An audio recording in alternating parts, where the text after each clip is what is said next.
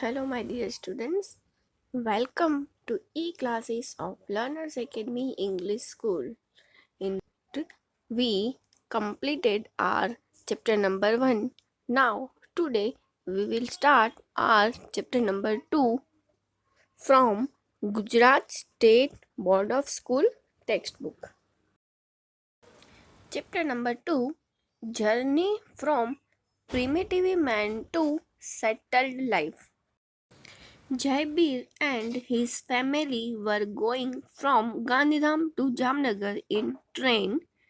Sitting near the window, he saw trees, bullock carts, camel cart, rickshaw, bus, tractor, etc. He asked his uncle, "When did this transportation start?" Jaibir है वो अपनी family के साथ Gandhidham to Jamnagar एक बार train में जा रहा था। तो वो विंडो सीट के यहाँ पे बैठा था। तो विंडो सीट के यहाँ पे इसने क्या क्या देखा? Trees, bullock cart, camel cart, rickshaw, bus, tractor. और फिर वो अपने अंकल को पूछता है कि अंकल ये सब जो ट्रांसपोर्टेशन है वो कब से स्टार्ट हुआ? His uncle put his hand on his back and said, "Train started in our country approximately 150 years back. Among all the vehicles which you are seeing on the road, the bullock cart is the oldest. Before it, thousands of years back, man didn't have any means of transportation. He used to go from one place to another place on foot." तो उसके uncle कहते हैं हमारी country में transportation 115 years पहले start हो गया था, ट्रेन। लेकिन उसके बाद धीरे धीरे अदर व्हीकल्स भी ट्रांसपोर्टेशन में स्टार्ट होते गए। लेकिन जो बुलोक कार्ट है वो सबसे ओल्डेस्ट ट्रांसपोर्टेशन है। बुलोक कार्ट के भी पहले 1000 ईयर्स पहले जो लोग हैं वो एक जगह से दूसरी जगह, one place to another place जाने के लिए ऑन फुट मीन्स वो पैदल चल के जाया करते थे। उसके बाद सबसे पहले उन्होंने बुलोक कार्ट ट्रांसपोर्टेशन में यूज किया और धीरे धीरे ऐसे न्यू इन्वेंशन होते गए। ठीक है। Primitive man nomadic life. Primitive man means people of very old time. Primitive man का मतलब है people of very old time. Approximately 20 lakh years ago, he led a nomadic life and spent his time by hunting. अभी primitive man का मतलब होता है very old time people, बहुत ही पुराने टाइम के लोग, people of very old time. और नोमैडिक का मतलब होता है one place to another place continue घूमते रहने वाली लाइफ। ठीक है। एंड उनका टाइम कहाँ स्पेंड होता था? By hunting.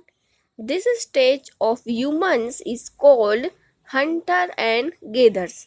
ठीक है। He use to gather his food by hunting animals like deer, fishes, and birds. Other than this, they collected roots and fruits for their food. अब वो क्या हंट करते थे? एनिमल्स को हंट करते थे, जैसे डियर, फिशेस, बर्ड्स। और उसके बाद भी वो रूट्स और फ्रूट्स कलेक्ट करके उनका यूज अपने फूड के लिए करते थे। Okay. It was not that easy. Sometimes wild animals attacked them. Moreover, some of animals went fast in running, so it was not easy for primitive man to catch them. Thus, primitive man used to wander from one place to another in search of food. Thus, he learned which fruits and roots to eat and which not to eat, as many of them were poisoners. Primitive man है वो one place to another place wandering करते रहते थे, लेकिन sometime जो wild animals थे वो उनके ऊपर अटैक्ट भी करते थे। और मोरेवर बहुत सारे एनिमल्स ऐसे थे जो फास्ट रनिंग करते थे, एकदम फास्ट। तो वहाँ पे प्रिमिटिव मैन को भी बहुत ही प्रॉब्लम्स फेस करनी पड़ती थी। तो जो फास्ट रनिंग करने वाले जो एनिमल्स हैं या फिर जो वाइल्ड एनिमल्स हैं वो कहीं बार उनसे प्रिमिटिव मैन को अपने आप को भी बचाना पड़ता था। तो जो प्रिमिटिव मैन है उनको one place to another place घूमना ही पड़ता था, वंडरिंग करना ही पड़ता था अपने फूड के लिए। कहीं बार वो जो फ्रूट्स एंड रूट्स जो खाने के लिए यूज़ करते थे उनके बारे में भी सर्च करना होता था, क्योंकि उसमें बहुत सारे फ्रूट्स और रूट्स ऐसे होते थे जो पॉइजनर जहरी होते थे। तो कौन से फ्रूट्स और रूट्स खाने हैं, मतलब कौन से ईटेबल है और कौन से नॉट ईटेबल है, उनका भी उन्हें ध्यान रखना पड़ता था। मीन्स जो प्रिमिटिव मैन की जो लाइफ है वो इजी नहीं थी। The life of primitive man was not easy. Animals like deer, sheep, goats were easy to hunt, so primitive men used to wander from one place to another in search of them.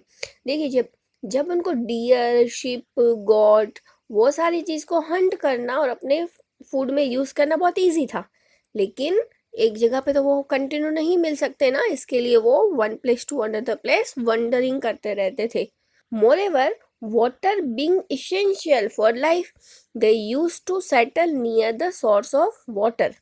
देखिए, अभी वो खाने के लिए तो one place to another place wandering करते थे, लेकिन वाटर, पानी तो हमारी लाइफ के लिए जरूरी ही है, उसके बिना नहीं रह सकते।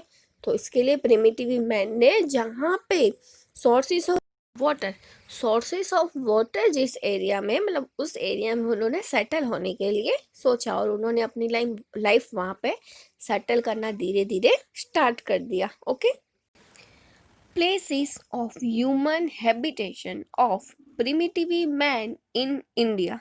अभी हम प्लेस की बात करेंगे। Archaeologist, anthropologists and historians have together found out many places of habitation of primitive man. Archaeologist, historian, इन सब लोगों ने प्रिमिटिव मैन कहाँ पे रहते थे, क्या करते थे, वो सारी प्लेसेस उन्होंने फाउंड आउट की थी।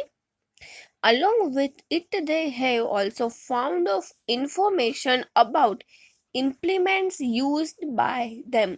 वो लोग कौन कौन से इम्प्लीमेंट यूज करते थे उसको भी उन्होंने फाउंड आउट किया था। They used implements and weapons made of stone and would. Stone means पत्थर और वुड मीन्स लकड़ी। स्टोन और वुड से बने हुए वेपन्स वो यूज करते थे, वो भी उन्होंने फाउंड आउट किया था। Sometimes they even used implements made up of bones. Bones means हड्डियां, तो bones के बने हुए weapons भी वो यूज करते थे। Since their lives of hunters, gatherer and wanderers are associated with stone technology, this time is called Paleolithic. Okay. The stones shown in figure 2.1 were used to cut vegetation and to scrape the skin of animals. Primitive men used peel of the trees and skin of animals to cover this body. जो primitive man है वो अपनी body को cover करने के लिए जो animals की स्किन है या भी ट्री के पिल होते थे उनको यूज करते थे, ठीक है।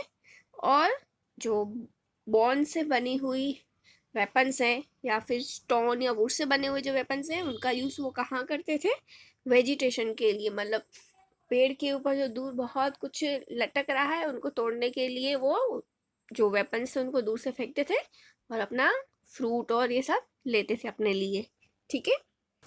Map of stone age human habitation in India.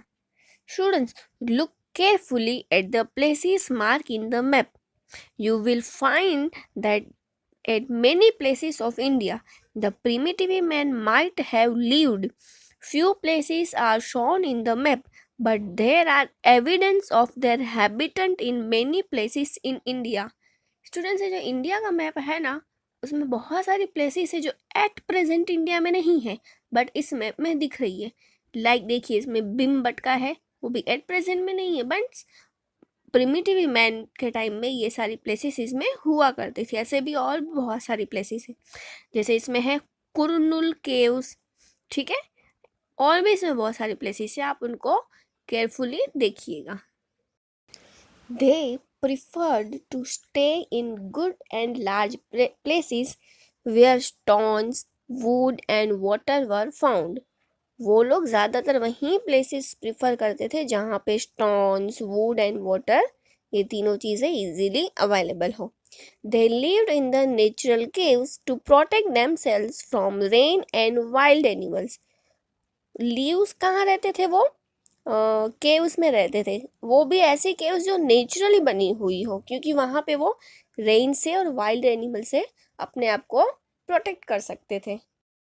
So wild animals और रेन से खुद को प्रोटेक्ट करने के लिए वो नेचुरली केव्स में रहते थे, ठीक है।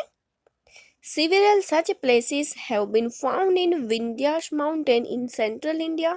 Such type of places have also been found in the region around Narmada river.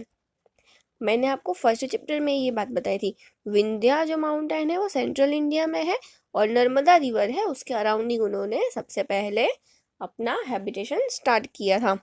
भीमबटका at present Madhya Pradesh has been found which was an excellent place of human habitation. In its caves near about 500 images of birds, deers, women, spears, trees, humans, etc. wooden, drawn by the primitive men have been found, which are drawn with the help of natural colors. वहाँ की जो भीमबटका के यहाँ पे जो caves हैं उस caves के अंदर ये सारे जो अभी हमने नाम बताए ना, birds, deer, wooden spear, trees, humans, इन सब की इमेजेस ड्रॉ करी हुई है और जो फाउंड हमारे आर्कियोलॉजिस्ट और हिस्टोरियन ने किया है। और वहाँ पे वो भी नेचुरली कलर से उन लोगों ने ड्रॉ किया था, किन्होंने? प्रिमिटिव मैन ने। कहाँ पे? भीमबटका। भीमबटका मीन्स एट प्रेजेंट वो मध्य प्रदेश। ओके।